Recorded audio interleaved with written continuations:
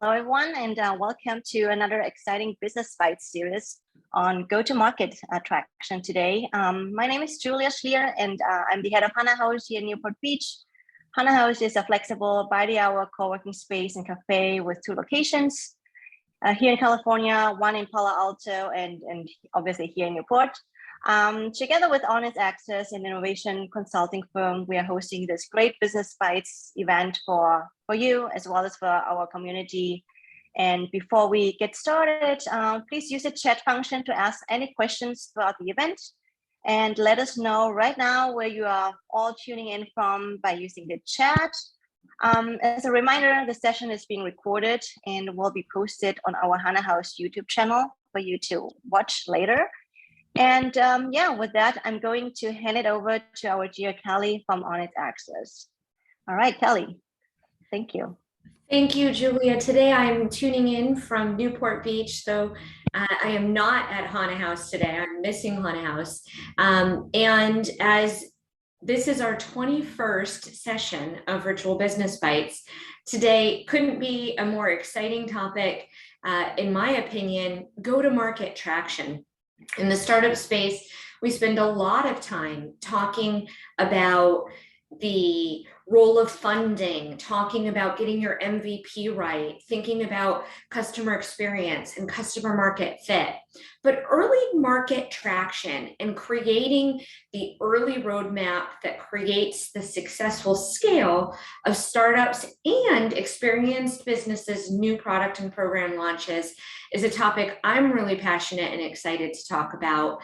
Today, we're joined by a single speaker, and so we're going to do a slightly different format variation. I'm going to hand the moderator microphone over to Davina from our Honest Access team, who'll take the role of moderator, and we'll run through the conversation around go-to-market traction with myself and another expert speaker who will be leading us off and bringing information.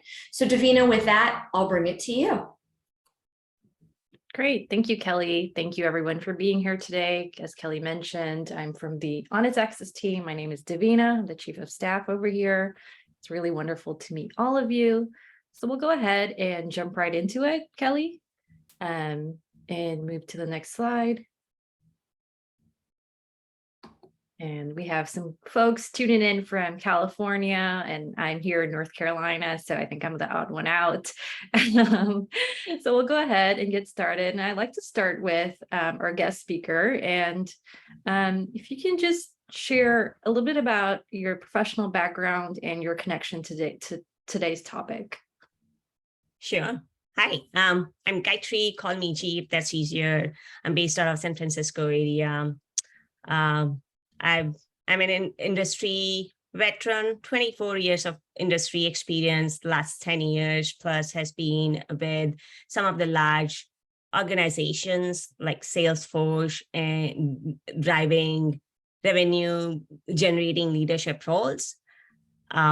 Besides that, I've been, which is what makes me most proud and what has been my most, the proud accomplishment has been that I co-founded a company called Sage Surfer. It's a early stage startup focusing on bringing mental health care to the community, right? It's a social impact organization, really filling the gaps between the care coordination system that we have and mental health. Substance abuse is a known issue. We are all aware of that. So I'm really passionate about really bringing care to the people. So I lead the sales. I lead the sales, marketing, and partnerships for Sage Surfer. We have been at the seed level, have had about less than $1 million of seed funding so far. Have great prospects in terms of what we can do, and have been able to build strong partnership, and we'll talk more about that, the importance of building partnerships to drive really the next level of growth for the company. So I'm excited to be here. Besides this, I also host a startup grind network for a city in Bay Area called Fremont. So I have about 1,500 plus members. We provide platform for entrepreneurs to come join us and really bring in other speakers, including VCs and others that they can benefit from. So yeah, this is what my experience with startups, and I'm very happy to be here on the call today and really share with some of my expertise or experience in this journey, and happy to answer any questions. And I'm also very thankful for Kelly to reaching out to me and like asking me to participate. So thank you all. Absolutely. Well, we're certainly glad to have you here. And Kelly, I'd love for you to share a little bit about yourself with our audience today. Thank you, Davina, and thank you, Gayatri. We learned that one of our speakers, Chima, who is supposed to be joining us, it may be joining a bit late today. He is on a flight delay, and I know many of you have probably been experiencing that. So today I'm putting on my speaker hat and jumping in to talk about this topic of go-to-market, which is one that's very near and dear to my heart. Those of you who know me know that I started my career in mergers and acquisitions, but I've since spent a lot of time working and helping both startups and enterprise organizations scale through the launch and market expansion of new products and services. The idea of go-to-market traction really for me is about finding that ideal alignment between that early market product that's solving a problem that's been historically under addressed in the market and the right early adopter customer audience to consume that product. I do that through my hat at On Its Axis, where I'm the EVP of our people team, running our organization design and working with organizations that are successfully scaling to their launch. But I also do that in my hat as a managing partner for 360 Venture Collective. 360 Venture Collective is a venture fund that invests in early stage startups led by historically underestimated founders. And so I'll bring in that expertise as I play the role of participant on today's Business Bites. Back to you, Davina. Great, thank you. Let's move to the next question.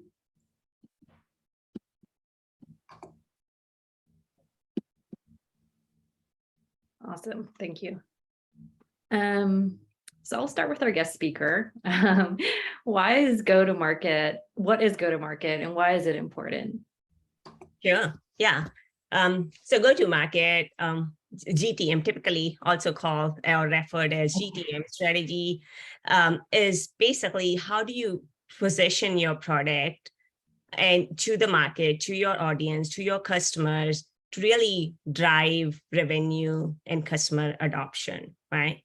And I would say with my experience, this is one of the most important strategy. A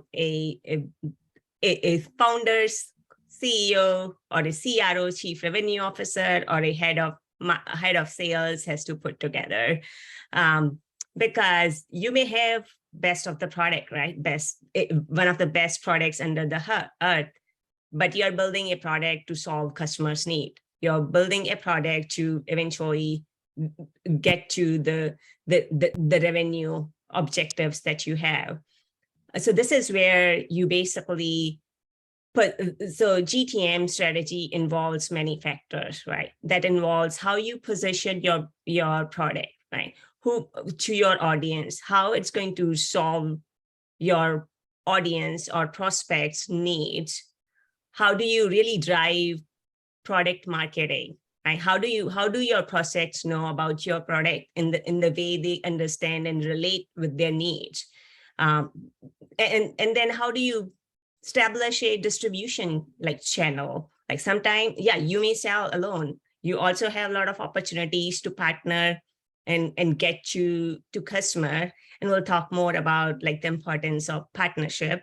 So this is basically, I would say these are some of the key considerations that goes in putting together a successful go-to-market strategy. some of like something like things that I have used in past and found useful, something called business model canvas, which basically talks about like one pager that talks about who your audience are, what's your differentiator, who's your channel partners, what's your cost structure, what like how you're pricing your product, and how you're actually driving product adoption. So all these like key ingredients to a successful go-to-market strategy. And as I said, I can't emphasize enough, this is one of the most important strategy that you would put together. Yeah, great question. Thank you, Gayatri. When you said business model canvas, I'm sure Kelly can agree that is a very important part of the go-to-market strategy. So Kelly, I'll turn it over to you for your feedback. I think I would really underline everything that Gayatri said. I think that it's an excellent definition to talk about go-to-market as being all of the elements that take whatever it is that's your product or service that you're going to, and it's how you deliver that to your intended market audience. And when I think about go-to-market audience, I also would just add in the layers of time. So we often think of go-to-market as the strategic marketing plan or maybe your marketing wheel, but it is about much more than that. As you said, the business model canvas is a very useful tool. Several sessions ago on Business Bites, Shelly Icona did a session on business model canvas. So if you're interested in that topic, I'd encourage you to take a look. But elements that are an important part of go-to-market within that business model canvas include, as you mentioned, distribution, but you're also looking at channel partners, pricing. You're looking at the elements of who your early market customers are, and then what's your total attainable market. And what does that look like within the competitive landscape? So what is your unique selling proposition? And then how do you convey that unique selling proposition to your intended market audience? Why I said that it's important to also think about it as timing is because you might have very different go-to-market strategies if you have a product that has both a B2B market revenue driver as well as a B2B to C market revenue driver, or a business to consumer direct option. And we're seeing more of that. And so it's important to think about your go-to-market strategy with your product and its unique selling proposition at the center. But paired at the center, you should also be thinking about your customer audience. And it's important because you could have the best solution, meaning whatever it is that you're taking to market solves the problem best. But if you bring it in front of the wrong customers, you may not capitalize on traction, and you may miss the timing of your window of opportunity in the competitive landscape. Or you may have the best potential product, but you price it incorrectly so that you're not gaining the early adoption that you need to be able to drive traction, or you price it too low. So as Gayatri mentioned, your distribution model may not support your early customer demand, and you may create negative sentiment around your product where there wouldn't have been some. So go-to-market is really this combination of how do you talk about your product? Who are you talking about it to? How are you getting it to them? How are you pricing it to get them excited about it? And then how are you thinking about sustaining it over time? Great, thank you. Yeah.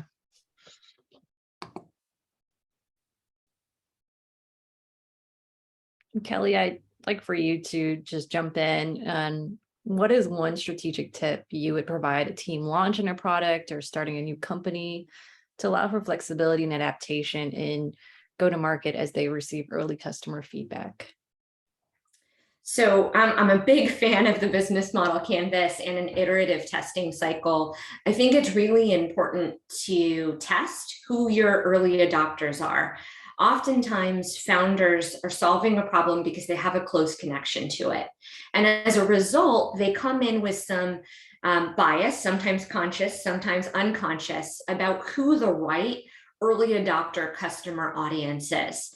I really encourage, whether it's in intrapreneur in an established company or an entrepreneur to run product testing with that early MVP to determine who that early customer audience and early adopter audience should be, and to test that the value proposition that you believe is the highest value to the customer is truly, one, being solved, but two, relevant enough to create that consumer buying behavior that you'll want to be able to create that sustainable customer model. So I'd really encourage an iterative customer audience test at the onset of a new go-to-market launch would be my quick tip. Thank you. And I'll turn it over to you, Gayatri. Sure. Yeah, no, I agreed with everything that Kelly said. Yeah, iterative mindset is what one of my tip would be. So, yeah, going back to, so based it really truly depends on the feedback, but I would recommend start getting the feedback early. And I would like share my experience when we were building, say it's a product. We were fortunate enough to build the product with one of our customers and actually got paid for that as well. So that was a good, I guess, experience. But then looking back, right, because we had the support from our customer, we had the real, like the validation as we were building the product, it really helped us to bring this product, which is far like comprehensive and a key differentiator from other players in the market. So really looking for all, like any opportunities you can get to really test early your product is like highly recommend. And then it also kept us like allowed us to keep end in mind, because we are always as a like I've come from like strong technology background, but then working with the users, end users, it really helped us to keep like their focus aligned with as we were building the product. So I would like highly recommend that. And then second, that is be flexible and be ready to pivot and re-pivot, right? And that's the beauty of the early testing is an agile methodology, which is, yeah, your testing is you're making course corrections as needed to ensure that you're building a product that would be like widely successful with your customers and would meet like customers' need. And fail fast is another mantra that I have is, and that's where the early feedback helps is, yeah, you're like consistently testing your product with your users, getting feedback. So if you're getting on a tangent, like it will help you to come back and say on mainstream. So, and the one other thing that I learned was be really humble and appreciative when you receive critical feedback, right? We are all like founders and we have our big ego. We feel our product is the best product in the market. But, and then sometimes we feel it like someone coming and telling me my baby is ugly. I'm not like,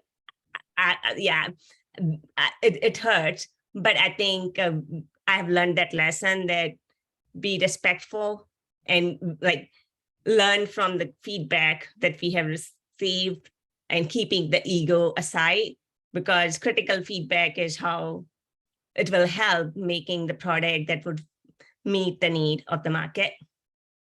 And yeah, basically be open to iterate, as Kelly said. This is how I'm going to like end my responses also is basically, yeah, early feedback. The whole point of getting early feedback is like iterate, make sure you're building a product that's going to be useful to your user base, hopefully will drive more adoption and reduce the deal cycle as you bring the product to market. So yeah, these are some of the advice that I would say to the audience. Great, thank you for that. Sure. Davina, do you mind if I chime in on something Gayatri said? Because I think it's a really important point, which is this idea of not just collecting that early feedback, but also having a system of measurement for how to receive it. And so not all feedback, especially at an early stage in an early go-to-market, needs to be instantly implemented. And so having a process for receiving that feedback systematically, and then having a material threshold, some measure for how to apply that feedback into the system. Gayatri, you described it as not being in your ego or removing the ego from it. And I find that using metrics for that feedback, so being able to say, these are the 5 early customer audiences we believe are out there.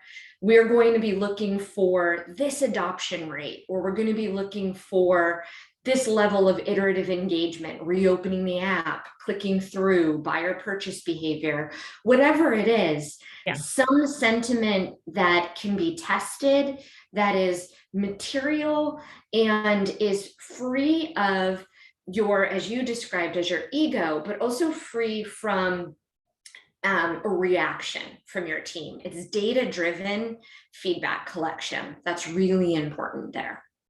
Yeah, that's right. And also, like, as you said, we could also look at the segment, customer segment. Maybe this is the primary customer segment. So feedback coming from these customers, this customer segment takes precedence on a secondary customer segment that I'm not necessarily looking to basically like tap into in my like immediate near future. But so, yeah, I agree. Otherwise, yeah, you end up having a list of feedback. How do we really have a system to prioritize that? Because resources in this early stage startup is always a challenge, right? There are too many things to do and too little people to do. Agreed, 100%. Absolutely. I think that's the point that I didn't pull together that you just really did a nice job of bringing home, which is understanding and measuring allows you to do feature prioritization and allows you to resource manage an early go-to-market. And that's key to a scalable go-to-market strategy. Great point, Gayatri. Thank you.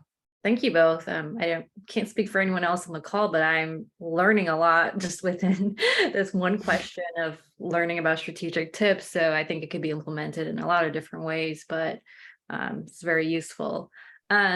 With that being said, we'd have the tips, but what obstacles have you encountered with attracting new customers after launching a new product or campaign? And Gayatri, I know you talked about, putting aside your ego and really listening to that constructive criticism, but what obstacles have you encountered with, starting your new company? Sure. Yeah, no, absolutely. So one thing that I have learned over the years is technology. So when we talk about sales and closing deals, driving sales and decisions that customers make, technology and product play a significant role, but not necessarily maybe the major role, right? Especially true for early stage startup where the company is small. In my 23 years of career, I have had the pleasure of being on the other side of the fence, which is being a decision maker. And I can tell, and like vendors would come in, present their solutions, we'll do scorecarding. And then I can tell that not always the best product or best team got the business award, right? And there are right reasons for that. Sometimes large companies, and I have had a career at like Salesforce, at Cisco, big companies, big procurement process, and the reason being that large companies sometimes see hesitation in selecting a great product from a startup because they may see a risk, right? They may see a risk and they may be afraid that we don't know in 2 years where this startup would be, right? And they integrate their systems with this tool and like be dependent, and 2 years down the line, that may cease to exist. And then the buyer would be back in the market doing the same exercise, and then the investment and the effort would kind of like be throwaway. So there's a saying you may have all heard, that no one gets fired for hiring IBM, right? IBM is a big name in the industry.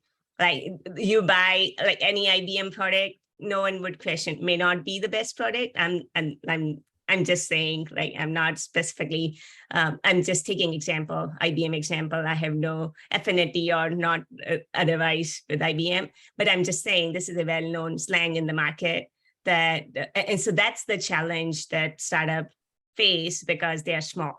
The risk is higher, especially for the large organizations.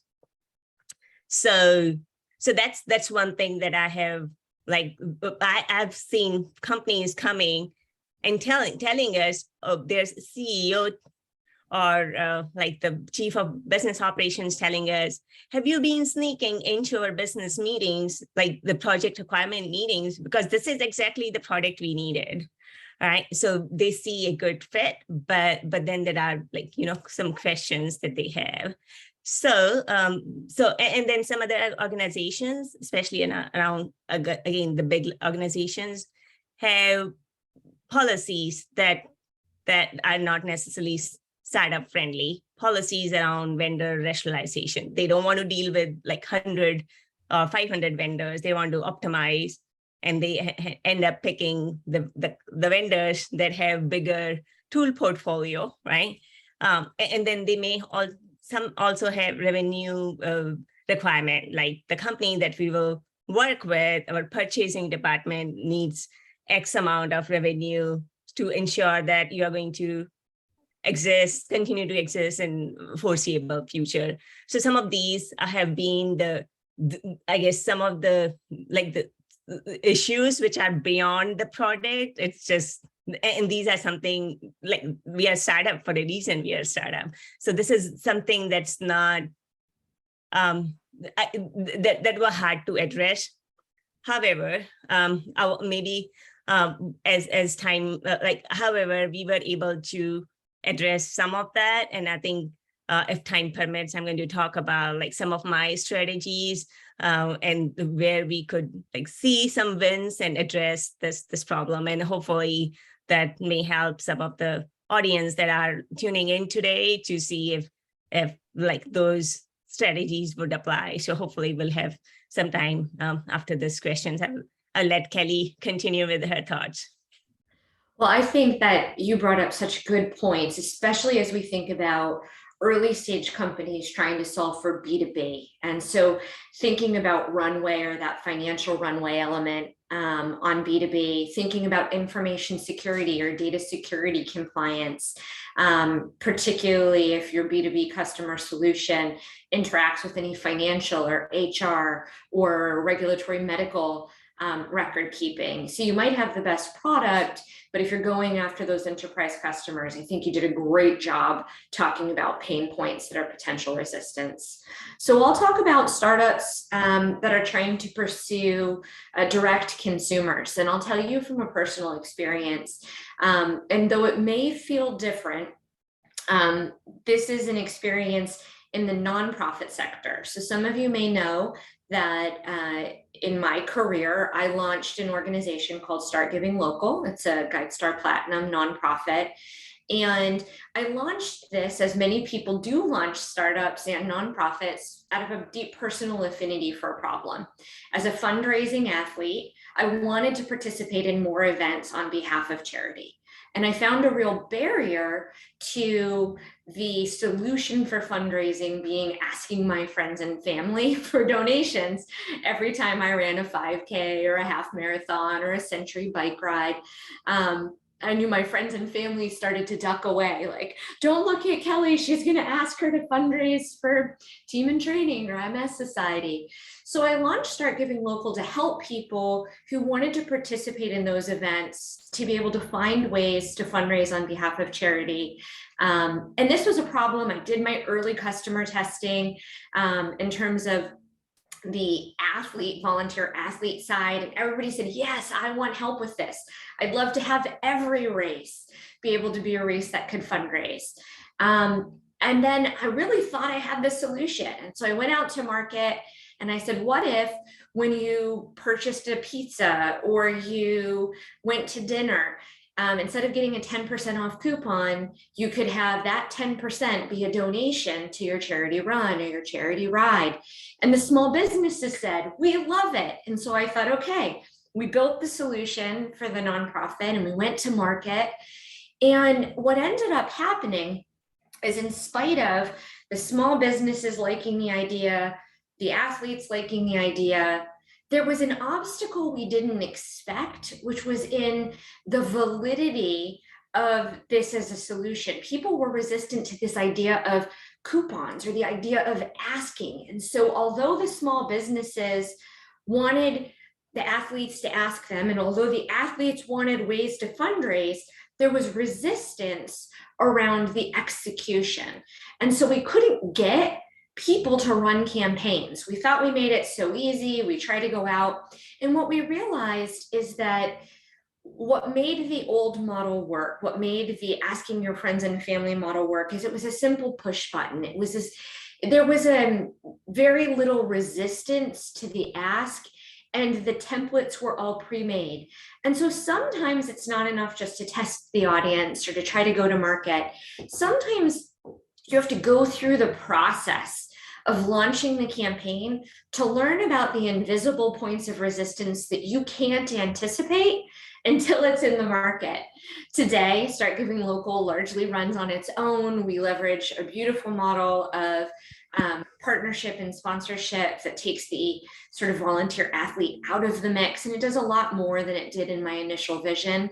But none of that would have been possible without that initial major failure from that first launch and that first campaign, where we had a bunch of athletes sign up and nobody raised any money because nobody went and asked any of the small businesses when they went in to buy the pizza to donate. So as an example, I think obstacles sometimes happen from things that you can't anticipate. And so you do just sometimes have to launch and learn. And that would be my tip here.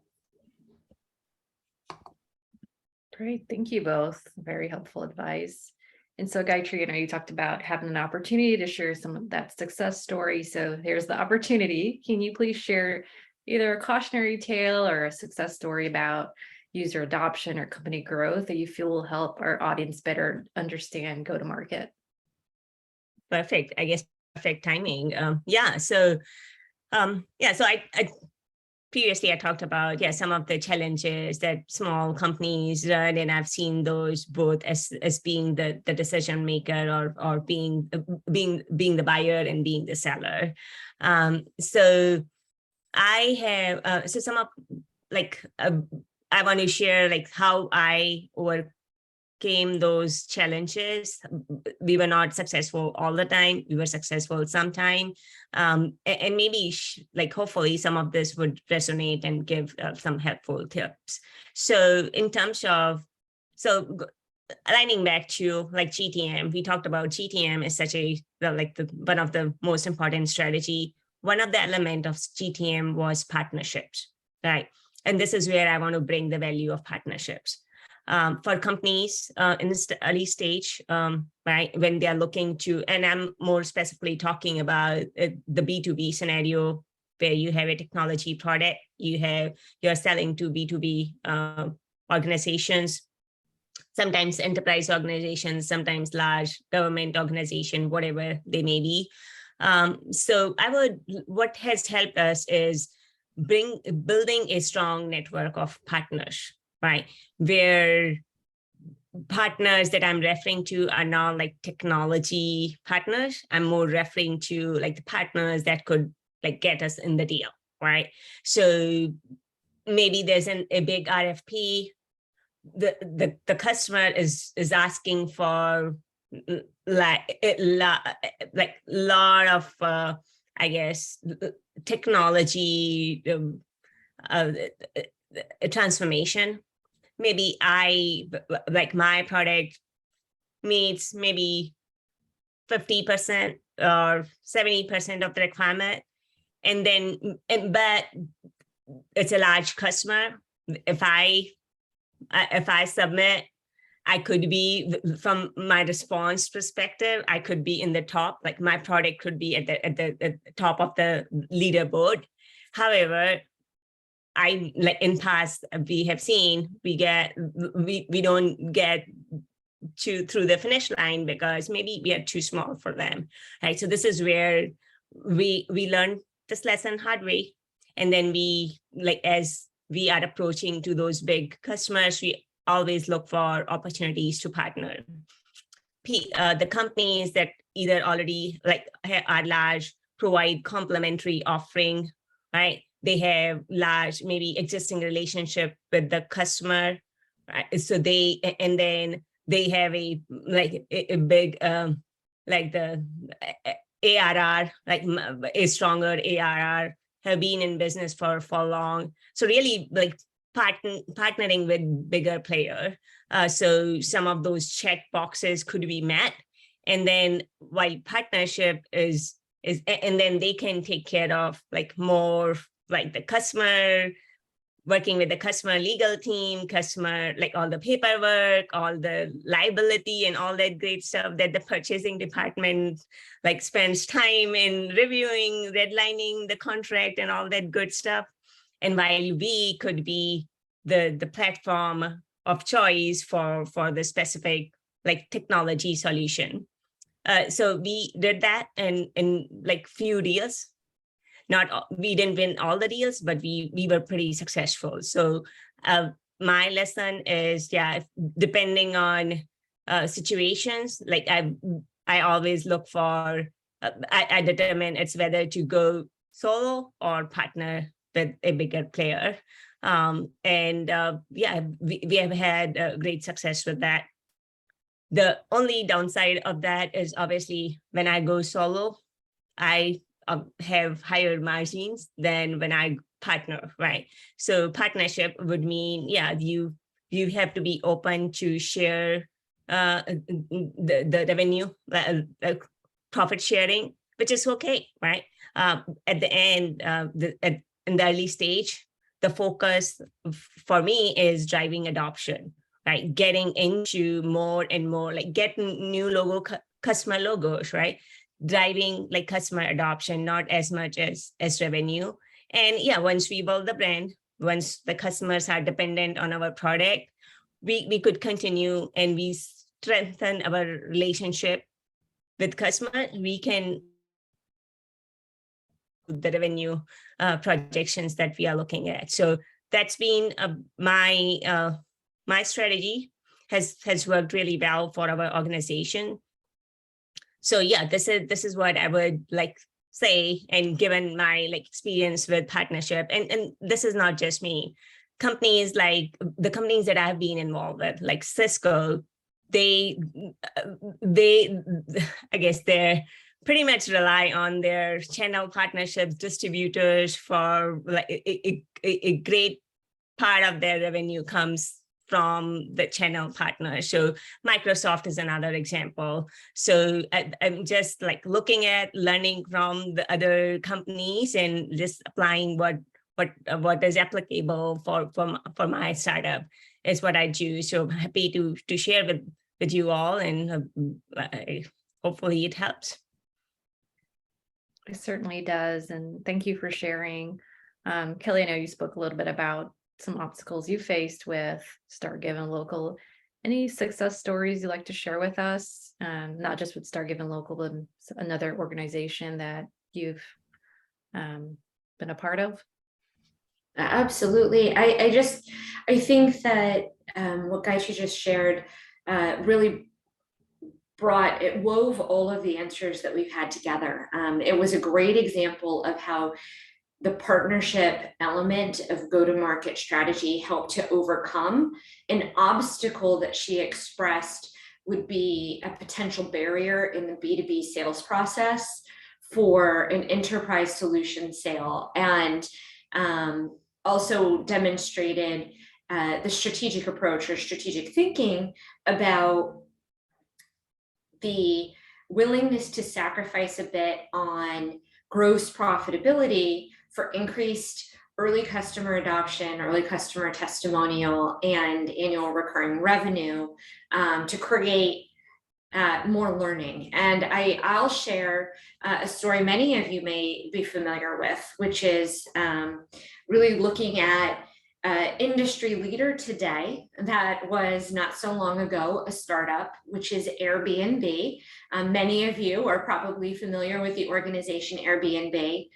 Airbnb was and is today a leader in what we call now the shared economy, right? Taking a resource that they don't own, which is a new business model, and enabling other people to make profitability about it. They weren't the first organization to solve the problem of having space and being able to share that space. There were many leaders that were working to solve in this space.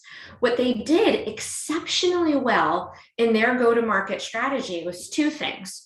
One, they identified a barrier to success that some of the other players in the market were having, which was getting inventory onto their website for people, consumers, to be able to reserve, because their money came off of the service fees from reservations.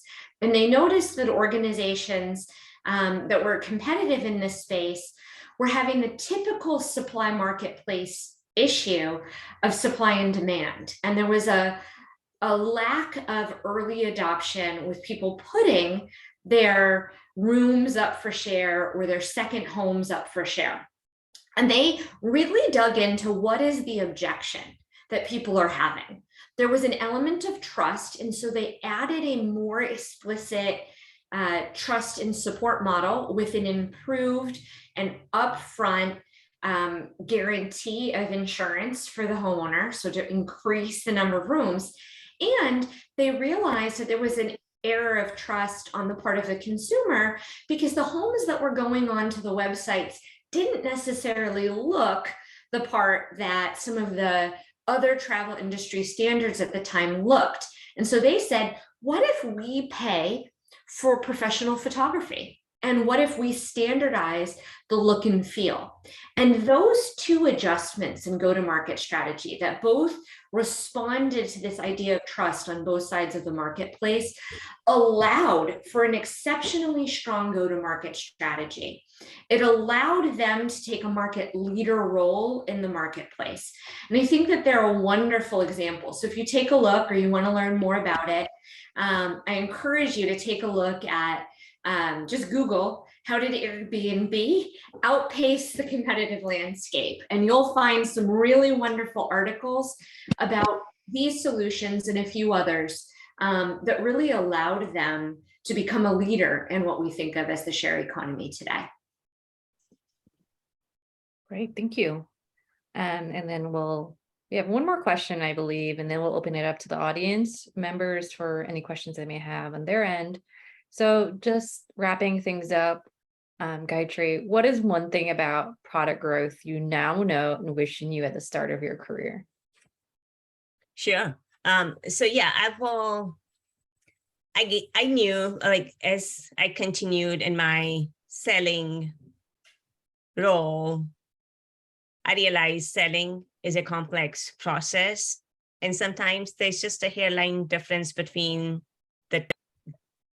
the top two, like the company that gets a business and the company who doesn't.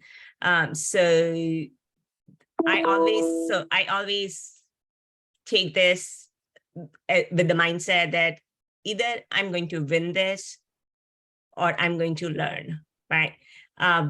It's hard to be at the right place at the right time always, right? So there will always be setbacks, but no matter how good my product is, there are other like reasons that we just talked about play in decision-making process. So I just like, over the time, I have realized that doing, like, if I win the deal, great, right? That's celebrate. If I lose the deal, I do the deal loss analysis and then do learnings and then move on, like have a very quick rebound reset, because it's like, and move on to the next deal. Like this is how like we could get into that well-oiled machine that's churning and closing deals. And so these are some of the, I guess, the learnings that I've some of learnings that I've learned over my career. And then around, like, I've been also involved in raising funds, and as you all know, most companies take have to knock like 50 to 100 doors in order to like get you the term sheet that they are looking for. So what I've learned, one thing that I've learned is running a startup means be ready, your commitment to struggle, your commitment to be strong, to trust in yourself and your product, however, not like have ego, always be open to feedback and do like improvement, continuous improvement. But yeah, there will be like, as we continue to meet, there will be like both sets of people, the people who would encourage us and keep our energy higher, and the people who would basically discourage. So ensuring that you are hearing the feedback, taking action, but you're keeping your morale high. Because if you're selling, you're in front of customer, if you're not confident about your product, no matter how good the product is, you may have hard time closing the deal. So yeah, these are some of the learnings that I've got. The last but least is, this is a very complex market, right? So trust but validate, right? The product that you have, there are maybe 50 other players who may overlap with what you provide. The people that you meet may have best intentions of helping, or it could also, your information could also get into wrong hands. So protecting your like company information, your product information, your IP. So be like cautious in terms of basically, like, as I said, trust, but validate, ensure that you have good, you go slow before you start opening your like the IP. So yeah, so I think these are some of the things that I've learned over the years, which I just want to, and probably none of this is new. I'm just summarizing it. I'm sure most people on the call would have gone through this and maybe agree with some of what I just experienced. So yeah, I'll pause here and see if there are questions. Well, thank you. Kelly, before we open up to questions, do you have anything that you'd like to share? Any last minute thoughts around this topic? I think once again, Gayatri just shared so many gems I resonate with. I'm going to come back to one that you mentioned earlier in the conversation, Gayatri, which is the idea of failing fast. For me, this is a concept that I've always embraced. I think resilience is one of my kind of core personality characteristics, but the one adjustment I've made, perhaps with age, perhaps with time and experience, is to fail forward.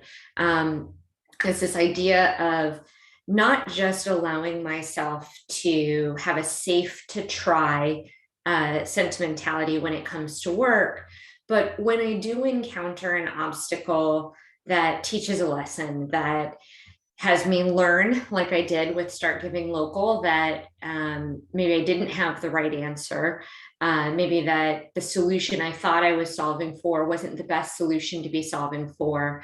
It wasn't enough just to recognize that I didn't have the solution right, but also to ask myself, what can change? What can be different? What can I learn from this to move forward? To continue to allow this passion I feel for solving this problem to be able to be purposeful. So I really believe in this idea of failing forward. I also believe in the pillars on either side of what you were saying about surrounding yourself with people who can help you learn the lessons you need to learn to create the best product, who help you maintain your enthusiasm for solving the problem that you're trying to solve, but also who are able to teach you the things that may be in your blind spot that you don't know. So bringing the people around you that allow you to learn the lessons and fail forward. But also you don't have to invent every element. So though there's a lot of quick success items out there that'll tell you if you just follow this funnel, this ad, this tool, you'll be on your key to X revenue growth. And those may be misleading some of the time. There may be truths that you can pull out of elements. You don't have to build everything from scratch. And so try to find that space in between of trying to create your own path and then also learning from others and leveraging others' expertise. Yeah, truly agree. Yeah, there are a lot of tools out there and a lot of frameworks out there. So totally agree that, yeah, you don't need to, many problems that you will face have been faced by others and solved in some form or the other. So and the continuous learning is your friend. So yeah, the one last thing that I also learned was relationship. So yeah, whether it's a relationship with your customer prospects, just people like to work with people that are good to work with. So like elevating the customer experience, keeping the customer experience in mind, like customer prospect, whatever, be a genuine person, be a pleasing person to most extent. So I think that has helped me, and I always continue to improve. Hopefully I'm continuing to improve on that. So great. Well, thank you to the both of you for sharing all of your expertise and knowledge. I'd like to take some time to open it up to our audience members to see if they have any questions at this time that, you guys can impart some of your knowledge to. sure. And you can ask either by unmuting yourself or through chat. You can send it directly to me or Kelly or Julia, whatever you're comfortable with.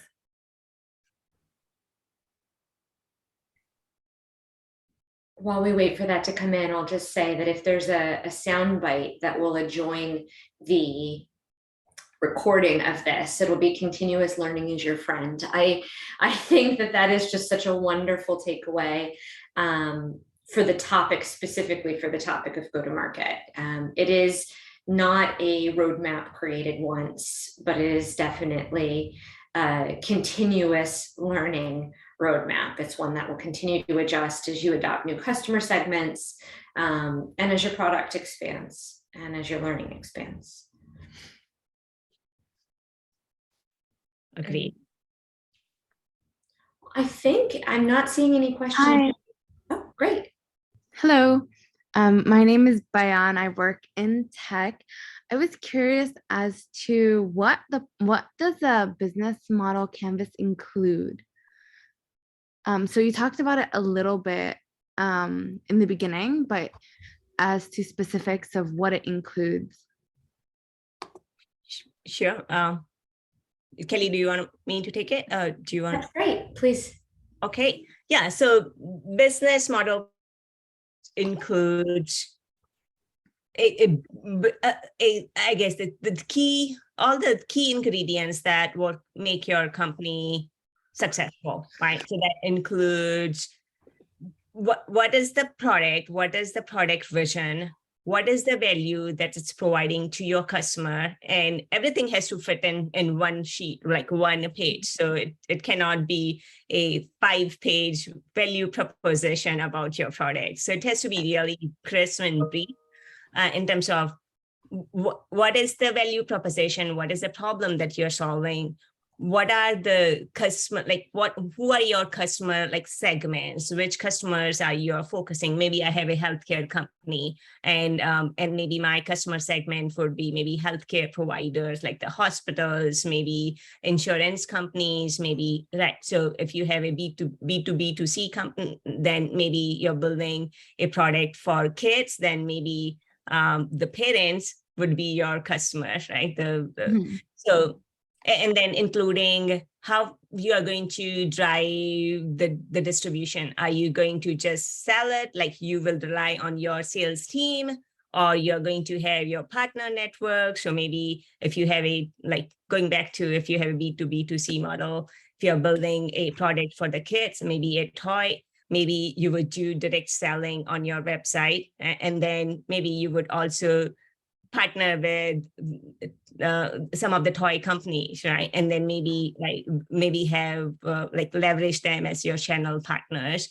And then basically what's the cost for some technology product? It could be subscription model, it could be software costs, it could be for the toy, it could be maybe a $39.99 cost on retail, and maybe for wholesale cost is probably $29.99. So some of those cost structures, and then the revenue streams where you are going to get the revenue from. So that would be direct selling, partnerships, and maybe you would partner with maybe a nursery and then maybe that has a franchisee of 50 different locations, and maybe you have a big contract. And so this could be the large scale deployments that you may have. So depending on the different revenue streams that you would have.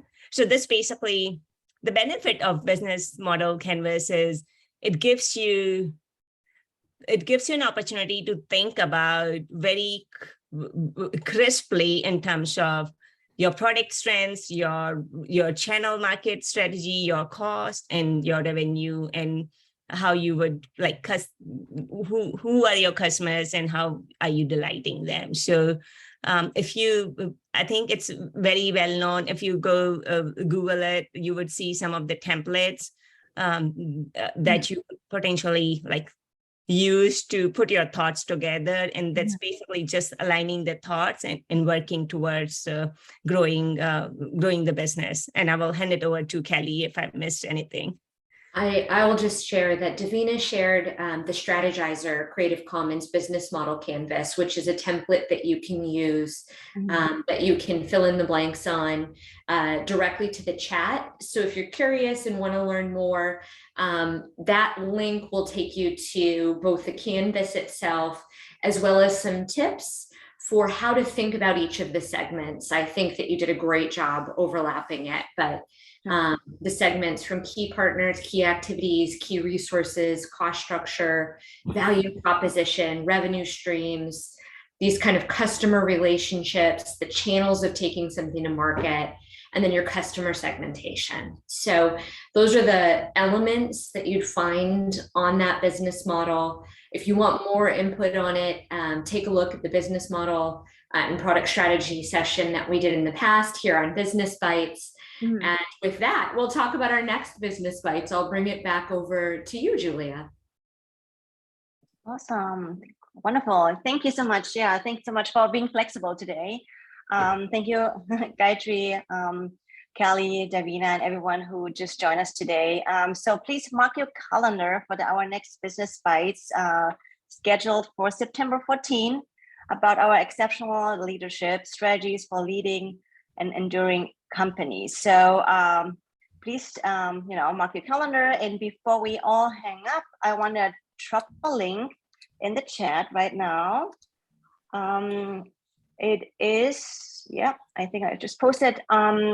It is a survey link to, get your feedback on how we do and what we can make it better. So it's super important for us to see that, as well as, thanks for tuning in. And hope to see you next time again at